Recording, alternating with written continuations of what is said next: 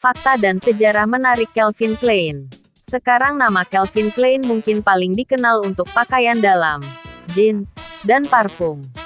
Namun, perusahaan menjual berbagai macam produk, termasuk tas, handuk, perhiasan, dan sepatu. Pelanggan juga dapat membeli aksesoris seperti dompet, ikat pinggang dan kacamata hitam dalam berbagai model dan warna. Calvin Klein tidak selalu menjadi nama besar seperti sekarang ini. Dengan hanya $10.000, perancang busana Calvin Klein membuka toko mantel pada tahun 1968. Karena toko itu terletak di sebuah hotel New York, tidak lama kemudian mantelnya dan desainnya dilihat oleh ribuan orang. Mantelnya sederhana namun modis dan menargetkan orang yang lebih muda. Tahun berikutnya, Calvin Klein muncul di sampul Vogue, majalah mode yang sangat populer. Pada titik ini, Calvin Richard Klein memiliki cukup sejarah dalam mode dan desain. Dia telah menghadiri sekolah tinggi seni dan desain saat remaja, dan mendaftar pada kursus di Fashion Institute of Technology. Lulus pada tahun 1963 dengan gelar seni rupa. Ia memulai pekerjaan di sebuah perusahaan pembuatan pakaian tetapi pergi setelah bosnya menolak untuk memberinya kenaikan gaji. Di tahun 1970-an adalah tahun-tahun di mana Calvin Klein dan bisnisnya benar-benar bergerak ke tingkat yang lebih tinggi. Pada tahun 1971, ia mulai menambahkan lini baru pada mereknya, termasuk pakaian dalam wanita, blazer, dan pakaian olahraga. Ia memenangkan Coty Award atau penghargaan Coty American Fashion Critics selama 3 tahun berturut-turut antara tahun 1973 dan 1975. Pada tahun 1977, Calvin Klein telah mencapai omset tahunan sebesar $30 juta. Ini karena meningkatnya bisnis dan iklan, tetapi juga karena mereka sekarang menjual syal, sepatu, kacamata hitam, bulu, dan barang-barang lainnya.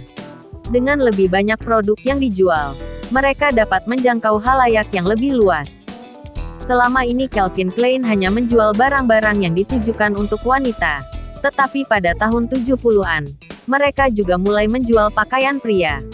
Mereka juga mulai menjual jeans, item yang Calvin Klein masih sangat populer saat ini. Hanya dalam waktu 1 minggu, total 200.000 pasang jeans telah terjual. Logo terkenal, yang merupakan nama Klein yang tercetak di saku belakang jeans, juga dimulai pada saat ini dan memulai tren yang terus berlanjut sejak saat itu. Tren logo ini menjadi sesuatu yang digunakan tidak hanya untuk jeans Calvin Klein, tetapi juga untuk merek lain yang memproduksi jeans. Menjelang akhir tahun 1970-an, Calvin Klein mulai menggunakan lisensinya untuk menjual kosmetik dan wewangian. Tetapi produk ini tidak sepopuler pakaian dan aksesori selama dekade yang sama.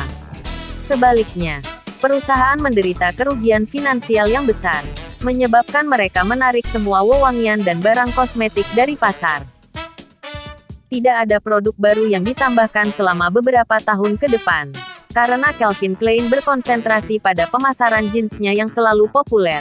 Di tahun 1980-an, jeans secara umum menjadi lebih populer di kalangan anak muda, dan Calvin Klein memperkenalkan pakaian dalam untuk pria dan wanita. Koleksi pakaian dalam baru saja menghasilkan $70 juta hanya dalam 1 tahun. Dan mereka diiklankan secara besar-besaran sepanjang tahun 1990-an di papan reklame besar dan iklan lainnya. Periklanan memainkan peran besar dalam kesuksesan Calvin Klein. Hal ini terutama berlaku dengan koleksi pakaian dalam. Bisnis yang juga dikenal sebagai CK oleh penggemar ini menggunakan wajah-wajah terkenal untuk melambungkan perusahaan lebih jauh di dunia mode. Brooke Shields adalah salah satu selebritas yang menjadi model pakaian dalam untuk Calvin Klein pada 1980-an. Dan slogan, "Tidak ada yang terjadi antara saya dan Calvin."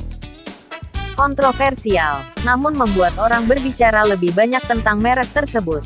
Lebih banyak toko dibuka tidak hanya di Amerika, tetapi di berbagai negara lain di seluruh dunia.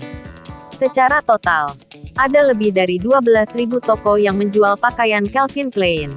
termasuk banyak di Inggris, Irlandia, Australia, dan Jepang. Pada tahun 1993, Calvin Klein dinobatkan sebagai perancang terbaik Amerika, tetapi pada tahun 1999, perusahaan tersebut siap untuk dijual. Beberapa perusahaan lain, termasuk Tommy Hilfiger dan LMPH tertarik untuk membeli perusahaan tersebut, tetapi dengan harga yang diminta sebesar $1 miliar, tidak ada satupun penawaran yang mendekati. Pada tahun 2002, Calvin Klein memutuskan untuk menjual bisnisnya. Itu dijual ke Philips Van Heusen Corp, tetapi tidak untuk apapun yang mendekati $1 miliar awal yang dicari Klein. Dia membayar $400 juta dalam bentuk tunai, $30 juta dalam bentuk saham, dan sekitar $300 juta dari royalti yang akan dia terima selama 15 tahun ke depan. Pada awalnya, Calvin Klein mempertahankan perannya sebagai pemimpin kreatif, tetapi segera memutuskan untuk berubah menjadi penasihat kreatif. Akhirnya, dia meninggalkan bisnis sama sekali.